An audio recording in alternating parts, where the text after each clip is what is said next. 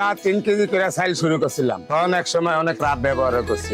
আমার ঘুমের মাইসে জাগিয়ে লইয়ে চাইতে আইয়ে আমি রিক্সার গ্যারেজের কাম করতাম। আর এক মহিলা ব্যস্ত, হ্যাঁ আইয়ে না, অনেক রিক্সা ড্রাইভার সিএনজি ড্রাইভার এরা আয়া ফিরে যাইতো। আবার আমিও অনেক দূরে গিয়ে খাইতে হইতো, আমারও ফ্যামিলি ছিল বাড়িতে। অনেকদিন চিন্তা করলাম যে ছোট একটা হাইলাত করে নিজে কিছু রান্ধি বা আবার নিজেও খাইতে পারবো। পরে প্রথম 3 কেজিতে শুরু করছিলাম আমার হোটেল। 3 কেজিতে শুরু করছিলাম, আর এর আগেও আমি 4,000 বার করে গেছি। 2005-6 এখানে আসছিলাম, হেসমো করছি। এই জিনিসপাতি গুলা বাইতে লিয়ে গেছি টাকা কইরা। পরে আবার বাইতে ঋণ করিয়া বাইতে কাঁচামালের বের করে ঋণ করে রায়া পরে আবার এই ব্যবসা শুরু করে দিছি আল্লাহ বাঁচালে। আমি একলা 3 কেজি করে চাইল শুরু করছিলাম, পরে 36 কেজি পর্যন্ত একলা এই চাইল বেচতাম। আমার লগে আমার গ্যারেজ ছিল, তবে গ্যারেজেও কাম করতাম 2700 টাকা, এইদিকে পাইতাম 1200-1500 টাকা। টোটালি ডেলি আমার 2000 টাকা থাকতো। ওই একদিন চলতি চালানে আইছিল, হেরা ভাত খাইতে এনো, ভাত খাইতে বইয়া কয় যে ভাই আমরা একটা ভিডিও করবো, শর্ট নিবো। আমি কিনেন পরে আপনাদের মতো দুইজন আয়া ভিডিও করলো, আবার ভাত তো খাইয়া গেছে, টিয়াও দিয়া গেছে। হ্যাঁ 3 দিন হরে উনি কি এর ভাইরাস না কি কয় আমার ঘুমের মাইসে জাগিয়ে লইয়ে চাইতে আইয়ে। পরে আমি এক পর্যায়ে 1-2 মাস প্রায় 2 মাসের মতো পাগলের মতো ছিলাম, মানে মানুষ আয়া জ্বালাইতো। আমি দিনটা ধরিয়ে ধরিয়ে কাম করতাম এবং সামনে বেটু দিয়ে আয়া বইয়া থাকতাম। তখন এক সময় অনেক রাত ব্যবহার করছি আমি। মিডিয়া কর্মী যারা আছে, ইউটিউবার, কন্টেন্ট বানাই না, আবার টিভি চ্যানেলের, মানে বেকার একরকম মনে করতাম মোবাইল ধরলে।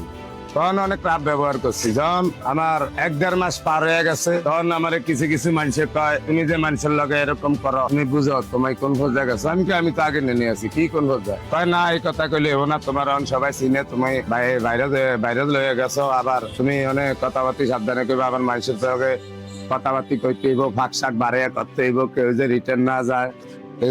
এই অবস্থা।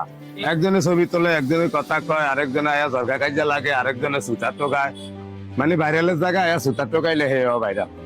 একা এনো ঝরকা কাজে শুরু করে দেখ, আপনারা আমারটা থিয়ে গিয়ে হে করা লিবেন নাকি মিছা। এই অবস্থা। আলহামদুলিল্লাহ 1-1.5 মাস পাগলের মতো ছিলাম, বহুত কথাবার্তি অনেক মিডিয়া কর্মীরে কইছি, হেরনের আগে আইও না। আলহামদুলিল্লাহ না আইলো। 64 ডিস্ট্রিক্টের আমার ভক্ত যারা আছে, যারা আইয়ে ডেইলি মনে করেন 40-50 জন মোবাইলওয়ালা থাই ভিডিও ছাড়ে। আর আমিও 64 ডিস্ট্রিক্টের মারা, বোনেরা, খালারা, খালতো ভাই, হুয়াতো ভাই, স্বাস্থ্য ভাই, জাতো ভাই, যে কোনো কাজের ক্ষেত্রে ঢাকা আইবেন, আপনারা আম করে ছায়া দেবেন। আমগো ঠিকানা Agargaon Taltala bus stand, metro rail 336 নম্বর ফিলার। 14 বার করে লইয়া খাইব। গরু দিয়ে 100 টাকা, মুরগি দিয়ে 80 টাকা, লগে মুগ ডাল আছে 100 টাকা, আবার মাছ দিয়ে 80 টাকা, মুগ ডাল দিয়া ডিম দিয়া বেচতাম 60 টাকা, বেশি 50 টাকা, দুধা সবজি দিয়া 40 টাকা। হ্যাঁ 14 বার লইয়া খাইব। 14 বার যদি আমগো লোকে না লইতে দেয়, কি লেখতো মারি থব না, মানে মায়ের কোনো ওষুধ নাই এই দেশ। যেটা মাটি ধরবো হেডে অটো গিয়ে হিডো দিব, যদি কথায় কাজে এক না থাকে। আমার 100 টাকা, যেমন 1000 টাকা কেজি করে গোস্ত কিনি আমি, 1000 টাকা কেজি গোস্ত কিনি, কেজিতে 20 পিস, 50 টাকা পিস। আবার মনে করেন 10 টাকা আছে খরচ, 60 টাকা ভাত খাই, 20 টাকা, 80 টাকা পানি, টিস্যু আছে 10 টাকা, 90 টাকা, আমার 10 টাকা বেয়ার। আর ডেলি যদি 2000 মাইসের তো বেশি, 10 টাকা করে বেয়ার হইলে ডেলি 20,000 বেয়ার হইলে। এর ভিত্তি ফ্রি খানা আছে ডেলি 100 জন, ডেলি 100 জন ফ্রি খাবাই মুগ ডাল দিয়া, ডিম দিয়া।